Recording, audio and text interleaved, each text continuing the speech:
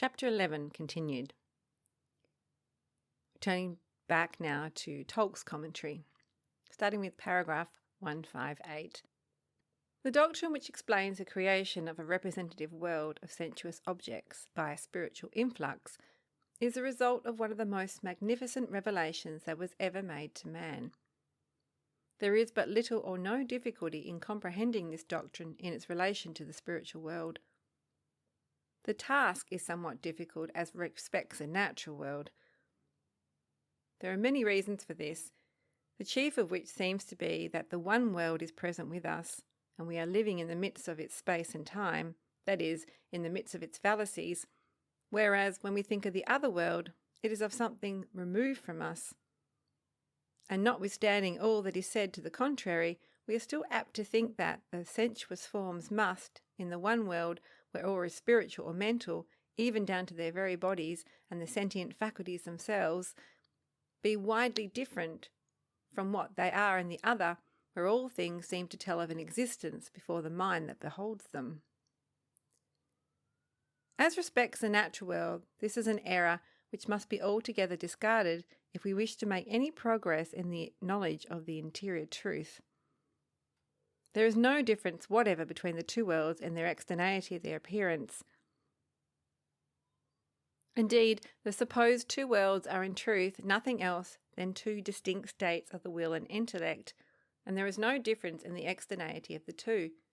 They are both equally representative worlds, for they are both of them effects, answering, throughout the indefinite varieties of their external forms, to the spheres of mind, spiritual or natural, through which they are produced. In both, they are produced by an influx of the divine life terminating in the sentient faculties. This truth stands in direct opposition to the appearance of things in this world, or to the false conclusions which the natural mind draws concerning those appearances. But these false conclusions must be reversed, and as this is done, we shall then be enabled to see, and to see clearly, that the influx of divine creative life does not pass beyond the sentient faculties into man's hypothetical space and time, however seductive be the appearance to the contrary, and that it is equally a sensuous error to suppose that the Lord God created and prepared a world of space, whether from his own being or from nothing, and placed man in the midst, that he might draw forth from it, by a physical influx, the materials of which his mind was to be constructed. All these are idle dreams, which will vanish as soon as our eyes are touched by the first rays of the living sun when it appears above our spiritual horizon. And paragraph 159. From this definition of the two worlds, it may appear that death is nothing more than the passage from a natural state of the will and intellect into a spiritual, when the former state is completed, or so far matured that the man is either fitted to enjoy the happiness which flows from love and wisdom, from goodness and truth, in their innumerable and yet concordant forms, or when of his own free choice he prefers the impurity and insanity of hell to the purity and wisdom of heaven, which preference is the effect of his having become confirmed in the love of self, or of his having lived in the indulgence of sensual and sordid passions. Paragraph 160. It is by means of these two contrary states of the mind that their respective worlds are formed, in which every object, down to the minutest particular, is in the exacted correspondency with the individual state, as well as with their consociated or collected states of mind. And though in the blindness of our natural intellects we may not be able to read the volume that is set before us, intrinsically the correspondencies here are as real and as complete and perfect as they are in the spiritual world, being created by the same divine means and for the same eternal ends. Death does no more than change the objects of sensation as a necessary consequence of the interior change which the mind itself has undergone.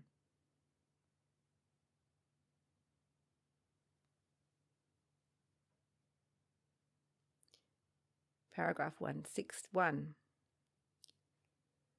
But to explain more clearly that doctrine of influx, which forms an integral part of the system of spiritual Christianity, contained in the writings of Swedenborg, it will be necessary to enter somewhat more fully into the subject. There is but one only God, by the finite or the imperfect reception of whose life every man is a distinctly conscious being, at the same time that he depends upon a continual influx of life from God for his existence. By the influx of the divine life, man lives and lives forever. In heaven, where all have passed through those states, as men, by which they have become fitted for the perception of heavenly wisdom and for the enjoyment of heavenly happiness, every angel has come into the full and free exercise, or rather, is continually entering into a fuller and more freer exercise of those powers of mind which distinguish him from other created beings, and by the exercise of which in promoting the good of others, he enters upon the enjoyment of the fullest happiness of which he is capable. This is his heaven. It is the divine life of love and wisdom that associates angels in a form and manner most conducive to their happiness and to the continual increase of that happiness. For that purpose, the mind of every one is originally created in its form from every other mind. That is, it is created to fulfill certain uses in preference to any other. To ensure their fulfillment, every angel is associated with those who stand in the closest spiritual relationship with him by affinity and consanguinity of use. These spiritual relationships are representatively imaged in the structure of the human body and in the functions of its various parts. According to these spiritual affinities, there is an intercommunication of their thoughts and affections, and according to the same affinities, they participate in the objects of sensation, and all of these are the effects of the omnipresence of the divine life. The distinct spiritual uses which every angel is created to fulfill are represented by the distinct functional uses of every part of the body.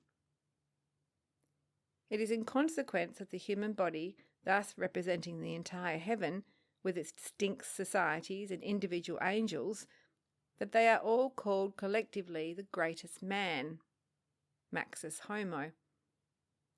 And as all the natural functions of the body are the representative image of the mental functions which belong to heavenly life, therefore it is said of the different societies which constitute the heavens that they belong to this or to that province of the human body, or to the functions of one or other of its viscera, members, or integuments.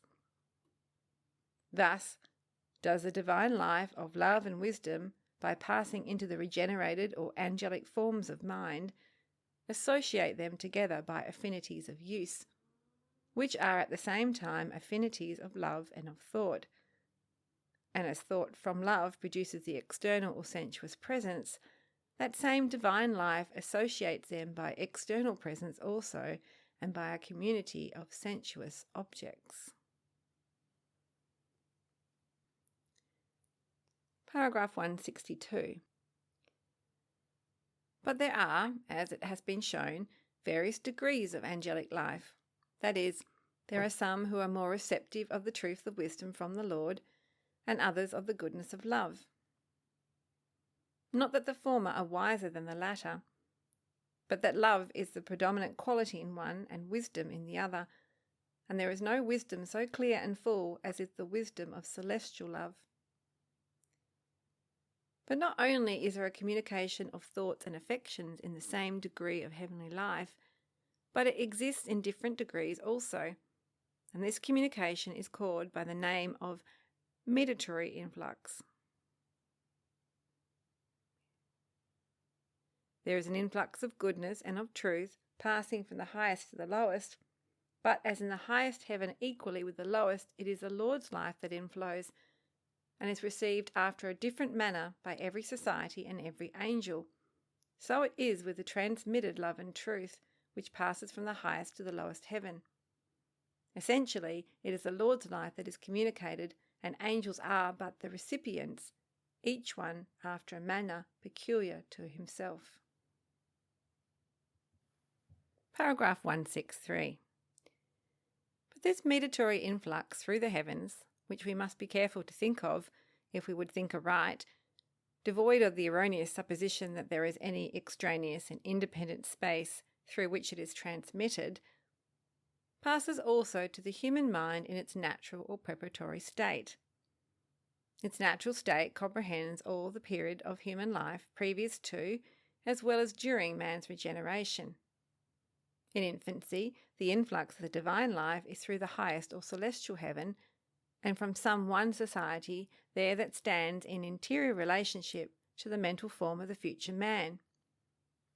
This influx is representatively seen and felt in the innocent smiles of the tender infant, and in those artless winning ways that bring heaven nearer to the parents who behold and feel its sweet attractive power. But as the intellect has to be formed by an influx of a lower kind, this firstborn state of representative innocence gradually disappears, and along with the growth of the intellect and the development of sensual life, the evils of the worldly and selfish love are gradually displayed.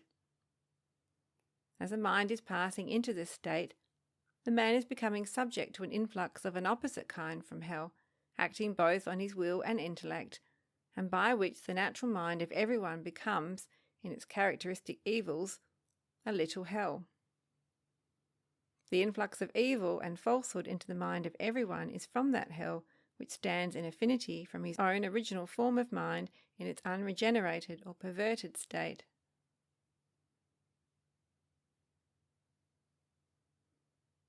Paragraph 164.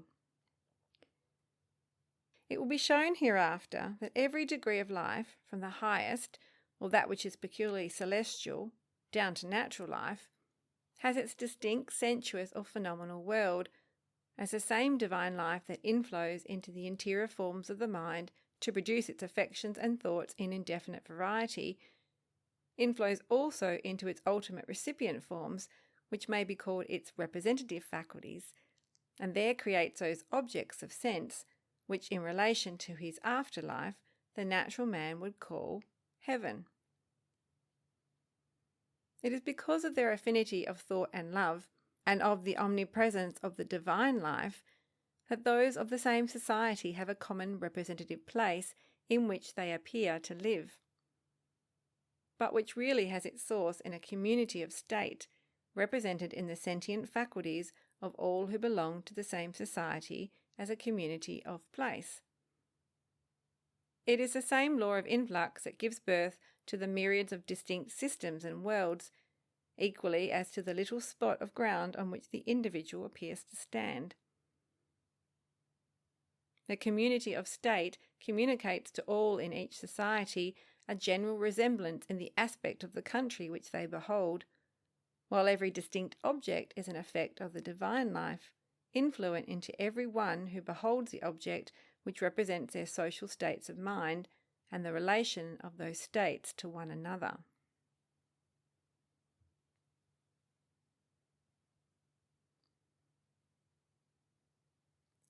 Paragraph 165. But the natural world is in one respect different from either heaven or hell. In heaven, all outward forms bear the impress of the inward beauty of angelic truth and goodness, and their external intercourse with one another exhibits in a countless multitude of ways the purity and intensity of their mutual love, and all the particulars that are included in that love. On the other hand, in hell, the sensuous forms exhibit representatively the peculiar evil that characterizes their wills and the dark impurity that is spread over their thoughts. But earth and the relations of natural life partake of both, because man is subject to an influx of evil and of falsehood into his natural mind from hell, and of heavenly goodness and truth into his spiritual mind from heaven. The sphere of evil and falsehood is represented in the natural relations of life by the cruel wars which are waged by nation against nation, the unjust aggressions which give rise to wars, and by the wicked homicides and barbarities that accompany them. The influx from evil and falsehood from hell is, when received by man, the cause of those crimes that deform individual life, as well as every act, whether open or secret, which indicates the predominance of a selfish or a sensuous disposition of mind. The influx of evil and of falsehood gives birth to every noxious and destructive form of animal and vegetable life, and to the sterile and pernicious qualities that are found in the mineral kingdom. All these are the effects of those spiritual causes, and by their correspondency represent the state of man considered collectively, and in the relationship of minds to one another.